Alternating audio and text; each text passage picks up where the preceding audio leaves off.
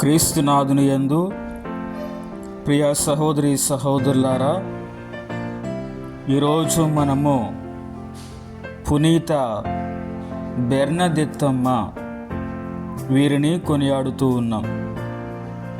వీరు కన్యాస్త్రీ, లూర్దు మాతను దర్శించిన వారు, మతసాక్షి, క్రీస్తు శకము 1844 నుంచి 1879 వరకు. పునీత బెర్నదెత్తమ్మ గారి పూర్తి పేరు మేరీ బెర్నార్డ్ సోబిరస్. వీరు క్రీస్తు శకము 1844 జనవరి 7న ఫ్రాన్సు దేశంలోని లూర్దు గ్రామంలో జన్మించారు. 8 మంది సంతానంలో వీరు మొదటి సంతానం. వీరి తల్లిదండ్రులు ఫ్రాంకోయిస్ మరియు లూయిస్ సోబిరిస్. పేద కుటుంబం. వారి తండ్రి ఒక మిల్లులో రోజువారీ కూలి. బెర్నదెత్ గారికి బాల్యం నుండి ఆస్తమా వ్యాధి ఉండేది. జీవన ఉపాధి నిమిత్తము వారు ప్రక్క గ్రామంలో ఒక ఆయాగా పనిచేశారు. కాస్త పెద్దయ్యాక గొర్రెల మంద కాయటానికి పని కుదుర్చుకుని ఆ పని చేస్తూ ఉండేవారు. క్రీస్తు శకము 1858 ఆరంభంలో తమ 14వ ఏట వారు ఆ పని మాని తన స్వంత ఇంటికి చేరుకున్నారు. చదువుకోలేదు. కొత్త దివ్యస ప్రసాదం స్వీకరించలేదు. రోగపీడితురాలు. అజ్ఞానం, అమాయకత్వమే అందుకు కారణం.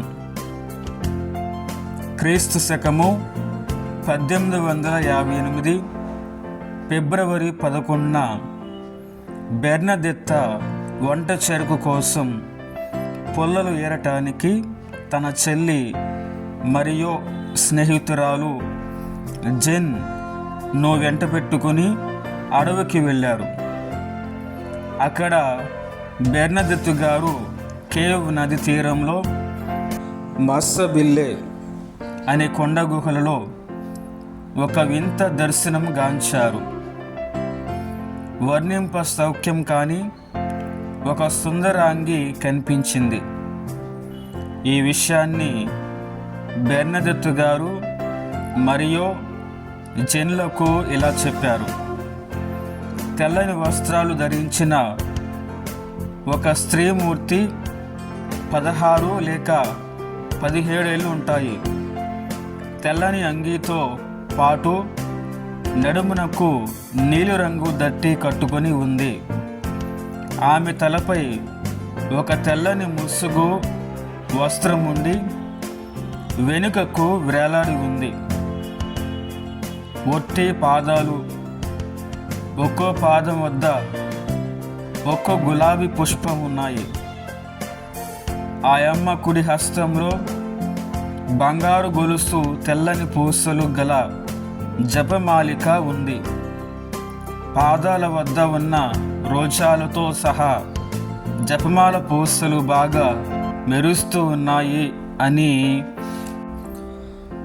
పై దర్శనమే కాక ఇంకో 17 సార్లు ఆ అమ్మ అదే ప్రదేశంలో బెర్నదెత్తమ్మ గారికి దర్శనమైనారు. కొన్ని సందేశాలు ఇచ్చారు. అవి ఫిబ్రవరి 18న నిన్ను సంతోష పెట్టడానికి మాట ఇస్తూ ఉన్నాను. ఈ లోకంలో కాకున్నా ఆ పైలోకంలో ఫిబ్రవరి 24న జపము, తపము, ప్రాయశ్చిత్తము. ఫిబ్రవరి 27న వెళ్ళి గురువులకు చెప్పి ఇక్కడ ఒక దేవాలయం కట్టించాలని మార్చి 25న నేను జన్మ పాప రహితోద్భవిని. జూన్ 3న బెర్నదెత్త కొత్త దివస ప్రసాదం స్వీకరించటమైంది. వారు మళ్ళీ మస్సబెల్లే గుహకు వెళ్లకుండా లూర్దు గ్రామం మేరున ఇనుప ముళ్ళ కంచె వేయించారు. బెర్నదెత్తే చెప్పింది నిజం కాదని ఆయన ఉద్దేశం. అయినా ఆ కంచె దగ్గర నుండి చూడగా మళ్ళీ అదే ప్రదేశంలో మరియ తల్లి ప్రత్యక్షమైంది. అయితే ఈ దర్శనాలన్నీ కల్పితాలని బెర్నదెత్త గారిని ఎవరూ నమ్మటం లేదు. ఇంట్లో వాళ్ళు, ప్రజలు, ఆఖరుకు గురువు కూడా నమ్మటం లేదు. ఈ దర్శనాలు సందేశాలను నిగ్గదేల్చాలని టెర్బాస్ పీఠ బిషప్ గారు శ్రీ సభ తరపున ఒక సంఘాన్ని నియమించారు. ఇంకా ఒక వైద్య బృందాన్ని కూడా ఏర్పాటు చేసి స్వస్థతలు జరిగిన వ్యక్తులను పరీక్షించి నివేదిక నిమ్మని కోరారు. వీరి పని వీరు చేసుకుని పోతూ ఉన్నారు. కానీ ఇంతలోనే లూర్దు గుహ మహత్యాల సంగతి దావాలనంలా ప్రపంచమంతటా వ్యాపించింది.